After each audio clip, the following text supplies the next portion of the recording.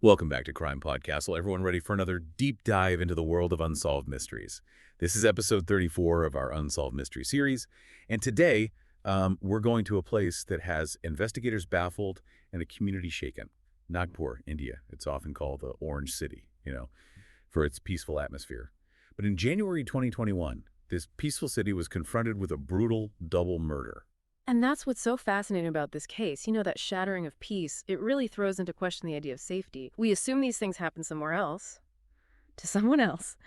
But the Nagpur Double Murder, it reminds us that darkness can lurk anywhere. It really does. The victims in this case were a couple in their mid-40s, named Victim 1's name and Victim 2's name. And by all accounts, they were ordinary people living ordinary lives, very well respected in their community, known for their kindness, their hard work. And no one could understand why anyone would want to target them. Yeah, it's that lack of an apparent motive. That's one of the things that makes this so perplexing. A puzzle with missing pieces. You take out that why and it's incredibly difficult to connect the dots and make sense of the crime. Right. Even the discovery of the bodies was chilling. A relative went to visit the couple, found the door slightly ajar. And inside, they stumbled upon this horrific scene. The victims were lying lifeless in the living room, bearing the marks of a brutal attack. It was very clear there had been a struggle, but there were no signs of forced entry, and very few clues were left behind. That detail about the door being ajar, it's very intriguing. Raises the question of whether the victims knew their attacker. Did they let someone into their home, someone they trusted? It's a chilling thought, and one that immediately narrows down the pool of suspects. But then again, it raises more questions than it answers. Who could they have possibly let in that would do something so horrific? The police launched a full-scale investigation, of course, interviewing neighbors, family members, anyone who had even a slight connection to the victims. Yeah. In the early stages of an investigation like this, investigators often focus on those closest to the victims, looking for any sign of a prior dispute, a financial problem, a disgruntled acquaintance, anything that could suggest a motive. Like trying to piece together a jigsaw puzzle, looking for those edges and corners that help you start to build the bigger picture. But in this case, the pieces just weren't fitting. Everyone the police interviewed seemed genuinely shocked and heartbroken. No one could point to a reason why anyone would want to harm this couple. Yeah, that's when things start to get really complicated. When there's no obvious motive, investigators have to start thinking outside the box, considering possibilities that might seem far-fetched. So if it wasn't someone they knew, what other angles were the police exploring? Did they think it could be a random act of violence, like a burglary gone wrong? That's certainly a possibility investigators always have to consider, especially in cases where there's no clear connection between the victim and the perpetrator. But something about that theory doesn't quite add up. I mean, there was no sign of forced entry, and nothing of value seemed to be missing from the house. You're right, it doesn't fit the typical burglary scenario. And the level of violence used against the victims points to something much more personal, much more targeted. So if it wasn't a random act of violence, what else could it be? The brutality of the crime, the lack of a clear motive, the fact that the killer seemed to vanish without a trace.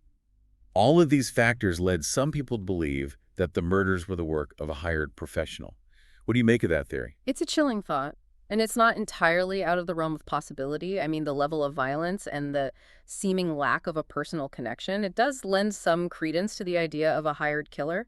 But there are also some significant holes in that theory. Like, for one, the police couldn't find any evidence of a financial trail or any indication of a third party who might have orchestrated the hit, if this was the work of a professional.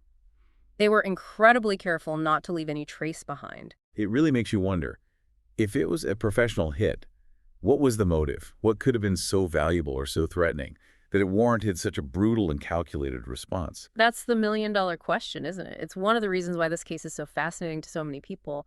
The lack of answers, the mystery surrounding the motive, creates this vacuum that people naturally try to fill with their own theories and speculations. Right, we're all just trying to make sense of the senseless. And when the official investigation hits a dead end, it's inevitable that rumors and speculation will start to run rampant. It's human nature to try to connect the dots, find a reason, even if it's just a theory, for why something so horrific could happen. So let's dive into some of those theories, those whispers that circulated through the community, as people grappled with the mystery of the Nagpur Double Murder. One of the most persistent theories was the idea of revenge. Could these murders have been motivated by some hidden grudge, a past wrong that no one knew about? It's a natural human instinct to look for a reason, a justification for such violence. And the idea that someone might be seeking revenge for a past grievance, well, it fits into that narrative. It makes the crime seem less random, less terrifying. It's almost as if we need to believe there was a reason behind this act of violence, even a twisted one. Otherwise, it just feels too chaotic, too unpredictable. Exactly.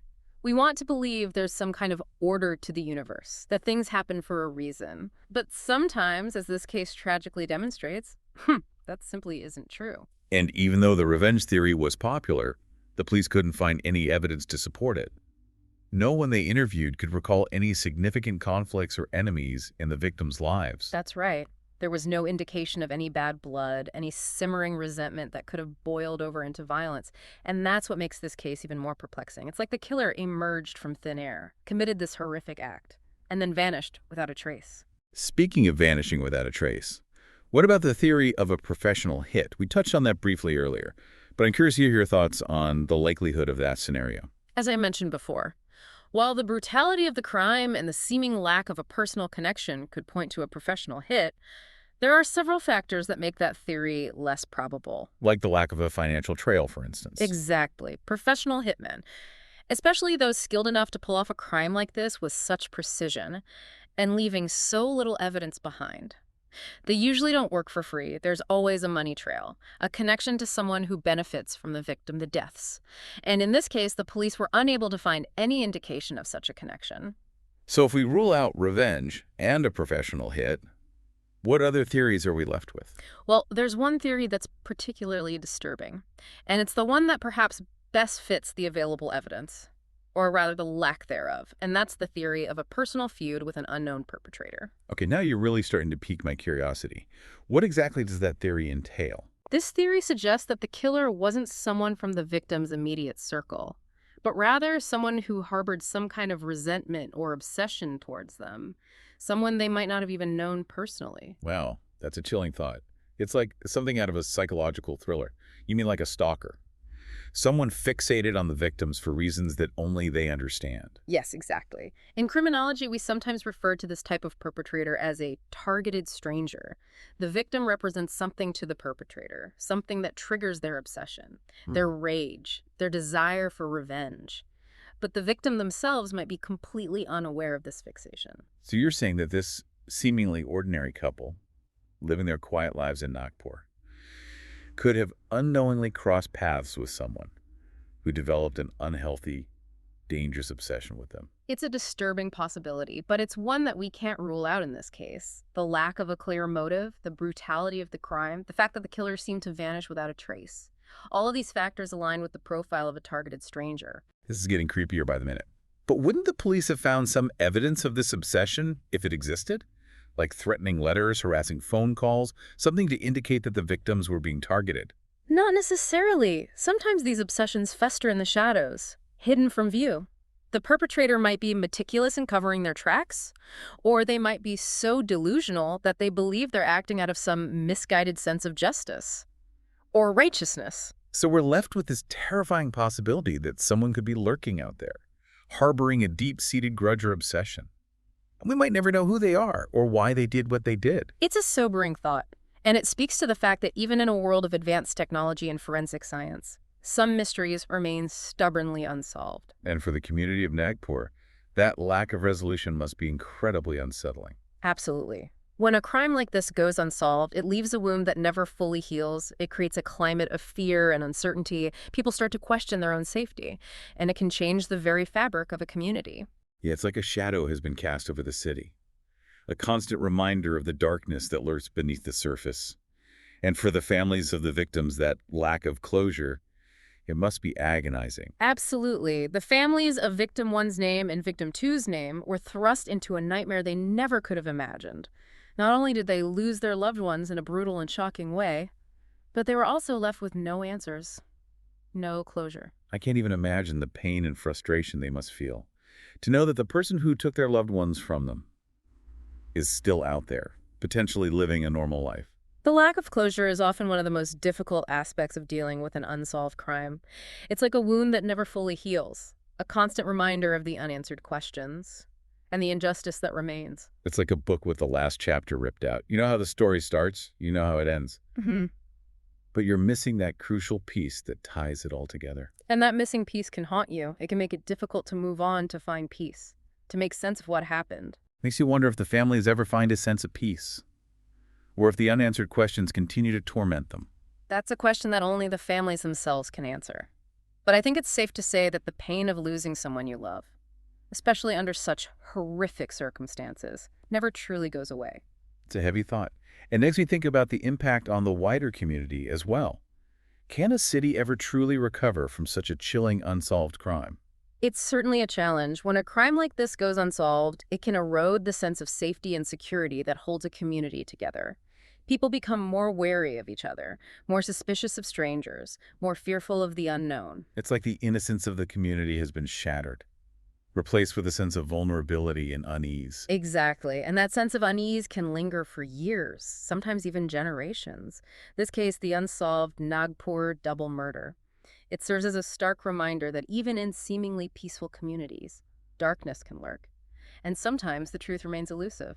It's a sobering reminder that we can never truly predict what the future holds, or protect ourselves completely from the randomness of tragedy. But even in the face of such darkness, it's important to remember that there's always hope. Hope that one day the truth will come to light, that justice will be served, that the community can find a way to heal. And perhaps one day, someone will come forward with the missing piece of the puzzle, the clue that unlocks the mystery of the Nagpur Double Murder. That's always a possibility. Sometimes all it takes is one person, one memory, one tiny detail to break a case wide open. Until then, the mystery remains, a haunting reminder of the fragility of life and the enduring power of unanswered questions. Thank you for joining us for this deep dive into the unsolved Nagpur Double Murder. If you have any thoughts, theories, or reflections on this case, please share them with us on our social media platforms. And be sure to subscribe to CrimePod Castle and follow us for more chilling tales. Until next time, stay safe, and remember that even in the darkest of mysteries, there's always hope that the truth will actually come to light.